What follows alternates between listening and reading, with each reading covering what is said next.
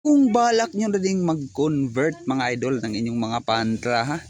Okay, gawin yung disc brake. Ayan idol, isang set na po ito. Itong kanyang telescopic na pang XRM.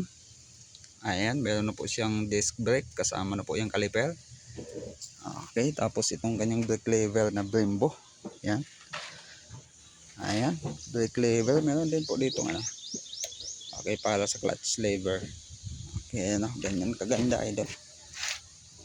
Isang set na po yan idol, mabibili nyo. Ayan po yung pantra natin. Nasa ating yellow basket kung gusto nyo mag-convert na din. Hindi pa lang natin napalitan yan ng manibela, pero ang ganda idol, sulit na sulit. Okay, plug and play to sa XRM idol. Pero kung halimbawa ang mga motor ninyo is Rossi, Euro, TMX 155 idol, bumili kayo ng ano dito, bumili kayo ng bushing kabilaan bali apat pati sa taas. Ayan. Ito kasi pang ano tong TMX 125 to. TMX 125 kaya ang nilagay ko lang lata. Ayan na.